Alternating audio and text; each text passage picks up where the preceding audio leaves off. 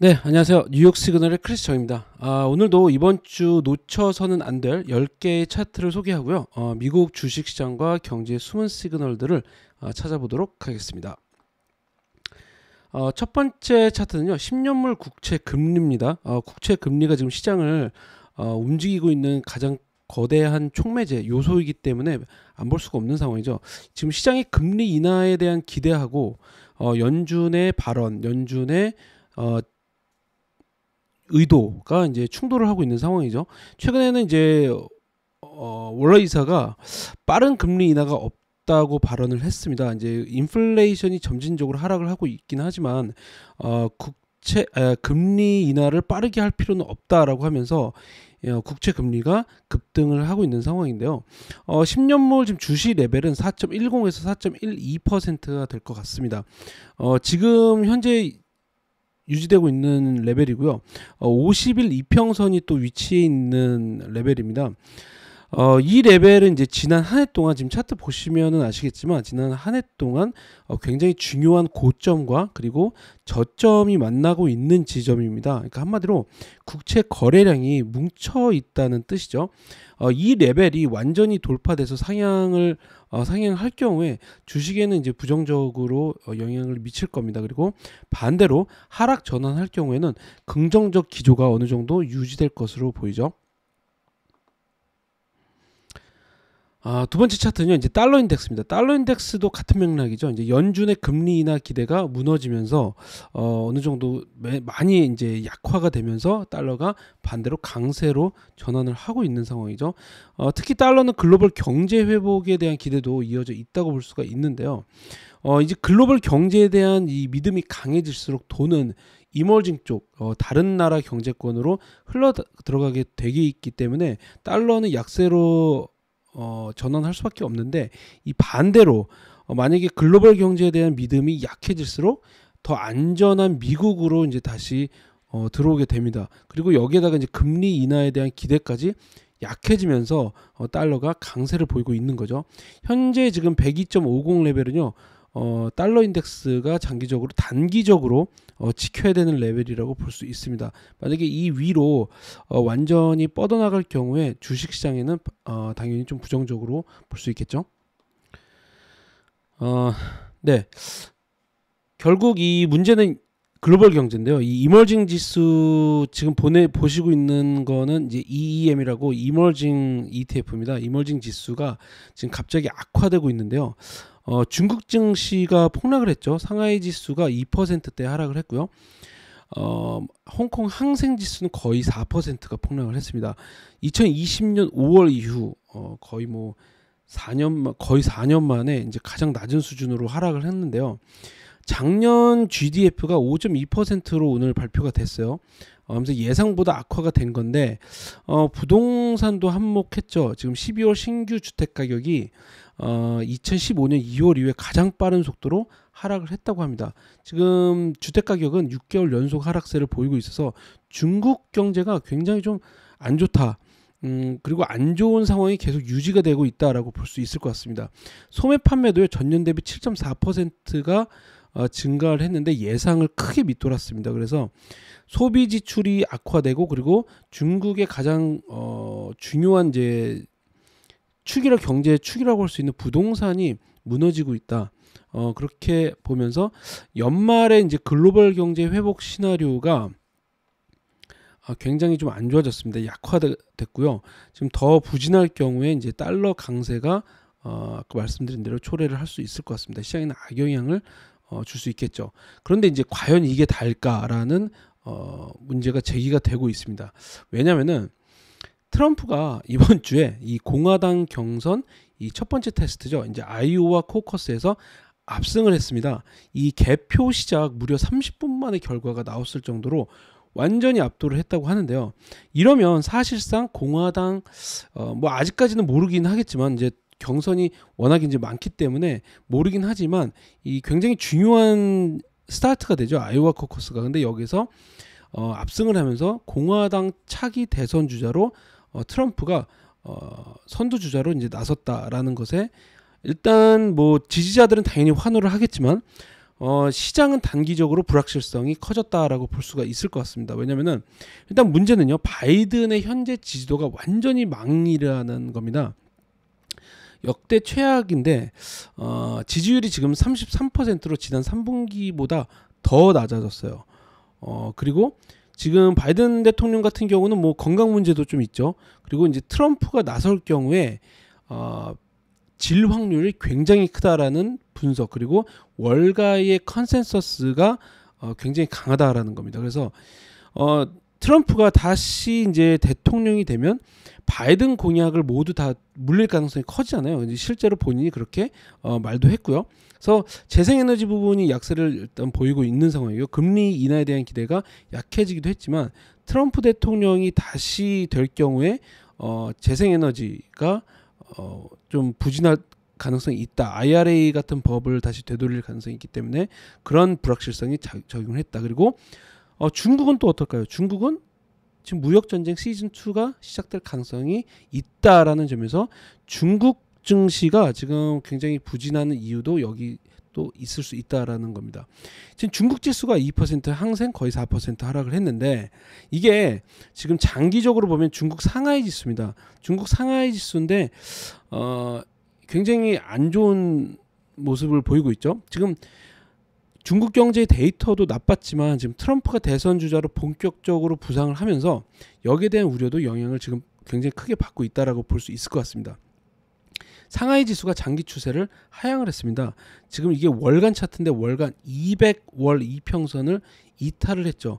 초장기 추세를 하락 돌파, 하향 돌파를 한 건데 지금 극도로 부정적이다라고 볼 수 있을 것 같습니다. 이 중국 정부의 그 부양책에 대한 기대가 사실 연말까지만 해도 작용을 했어요. 그러면서 중국 증시의 회복 가능성을 봤습니다. 그리고 저희 뉴욕 시그널에서도 저도 이제 계속 여기에 대해서 언급을 했고, 중국 경제가 회복을 하면서 글로벌 증시가 다시 이머징이 회복할 가능성이 있다라고 봤는데 이거를 철회를 해야 될 것 같습니다. 지금 상황에서는 일단 상황을 좀 지켜보셔야 될 것 같습니다. 중국 정부가 부양책을 굉장히 적극적으로 하겠다라는 시그널이 나오기 전까지는 관망을 하셔야 될 것으로 보입니다. 그리고 이제 기관들의 관점을 보여주는 이제 글로벌 펀드 매니저 서베이인데요. 한 달에 한 번 이제 뱅크 오브 아메리카에서 발표를 합니다. 기관 투자자들의 올해 가장 큰 이제 잠재적 리스크가 뭔가를 이제 제가 가지고 왔는데 일단은 지정학적 위험이 가장 크다라고 제시를 했어요. 25%로 나왔습니다. 뭐 지정학적 위험이라면 중동 지금 뭐 홍해 문제가 있고, 그리고 이스라엘 하마스 문제도 있고, 러시아하고 우크라이나 전쟁도 계속되고 있고요. 그리고 또 여기에다 이제 중국하고 대만도 포함이 되고 있죠. 최근에는 대만의 이제 대선이 마무리가 되면서 친미 노선이 계속될 것이다라고 전망이 되고 있습니다. 여기는 이제 뭐 장기적으로는 당연히 이제 긍정적이긴 한데 문제는 단기적으로 중국의 위협이 커질 가능성이 있다라는 거죠. 두 번째는 이제 경기 침체입니다. 24%의 이제 기관 투자자들이 잠재적 위협이다라고 꼽았는데 지금 상황에서는 연착륙 가능성이 굉장히 크죠. 경기 침체가 없을 것이다라는 그런 그 설문조사도 굉장히 높은 상황입니다.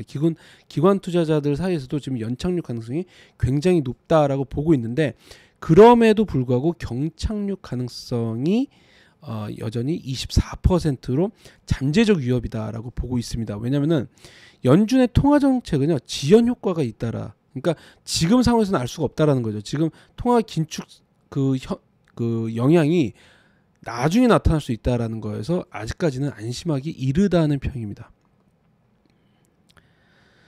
이 시장의 투자 심리를 보여주는 이제 아주 굉장히 좀 대표적인 지표 중 하나가 이 내부자 거래 비율인데요.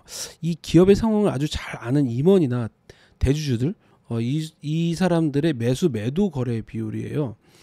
보통 이제 기업 가치가 고평가됐다고 보면 내부자들이 이제 매도가 많아지죠. 그러면서 매도 비율이 더 높아지는 만큼 베어리시하다, 부정적이다라고 볼 수 있는데 문제는 지금 매도 비율이 보시는 것만큼 보시는 것처럼 매도 비율이 너무 극단적으로 치우쳐져 있는 상황입니다. 굉장히 비관적으로 보고 있다는 건데 지금 이 내부자들이 뭐를 보고 있는지 알 수는 없는 상황이지만 차트가 이상하다라고 느낄 정도로 상당히 비관적이다라고 보고 있다라는 점. 그래서 이거를 조금 주시하셔서 보셔야 될 것 같습니다. 최근 은행 실적 나왔죠. 이제 대형 은행 실적이 나왔는데 대형 은행들의 실적은 전반적으로 나쁘진 않아요. 이제 은행 실적이 중요한 게 지난 계속 말씀드리긴 했지만 미국 경제의 선행 지표가 된다라는 점. 전반적으로 은행들의 이 실적 자체는 나쁘진 않은데 뭐 소비자 대출, 뭐 순이자 소득 그리고 투자은행 실적이 모두 어느 정도 견고했다. 특히 투자은행은 시장의 회복을 시사했다라는 점에서 더 긍정적이다라고 볼 수 있는데요. 문제는 이 일회성 비용이 굉장히 급증하면서 이익이 감소를 했죠. 그리고 여전히 은행들이 잠재적인 침체 대비를 하고 있다. 대손 충당금을 추가를 더 계속 하고 있다라는 거죠.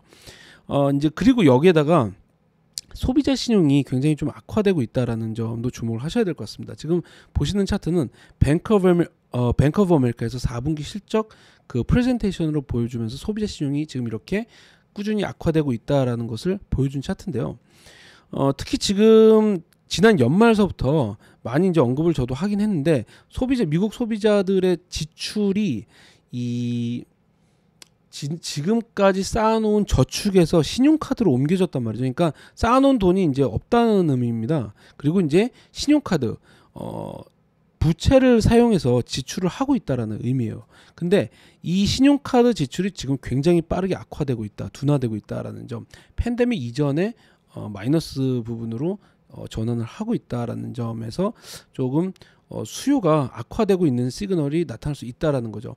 오늘 소매 판매가 12월 소매 판매가 예상보다 굉장히 좋았습니다. 하지만 이런 게 계속 유지될 수 있을 것인가 이 여부에 대해서도 조금 생각을 해보셔야 될 것 같죠. 그리고 이제 인플레이션을 끌어올리는 최대 주범이라고 할 수 있는 게 지금 부동산이죠. 이 거주 가격인데 소비자 물가 지수의 거의 3분의 1 이상을 차지하는 만큼 이제 굉장히 중요한데 이 아파트 가격을 좀 주시를 하셔야 될 것 같습니다. 2023년 아파트 공급이 작년에 미국에서 이제 공급이 43만 9천 건으로 1987년 이후 최대치를 기록을 했다고 해요.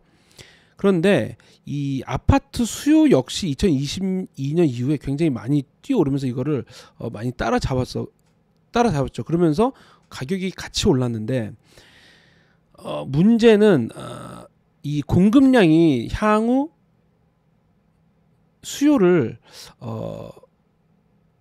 수요가 공급량을 못 따라갈 것이다라는 겁니다.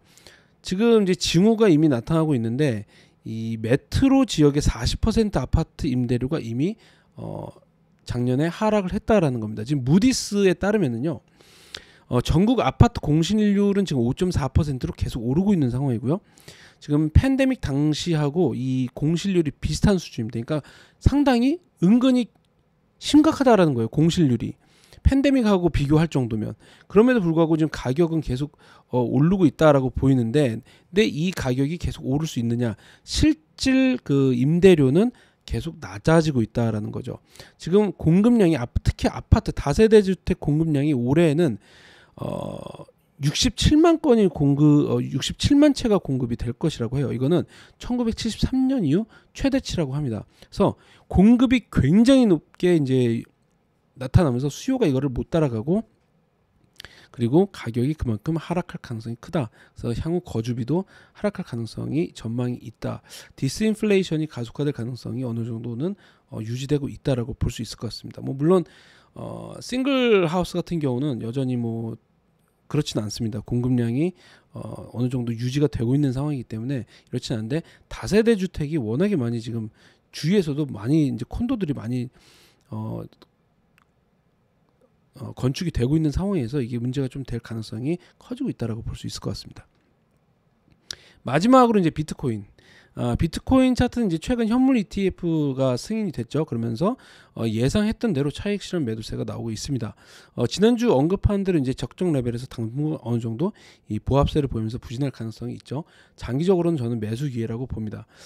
만일 이제 44,000달러에서 반등할 경우에는 단기적으로도 굉장히 긍정적이다 이제 보고 있는데, 이 비트코인 이제 암호화폐가 불리시하게 전환해야 할 수 있는 시나리오는 성장에 대한 우려가 커지고 반대로 금리 인하에 대한 가능성은 커져야 됩니다. 한마디로 데이터는 조금 악화되고 그러면서 금리 인하에 대한 기대가 커져야 되죠.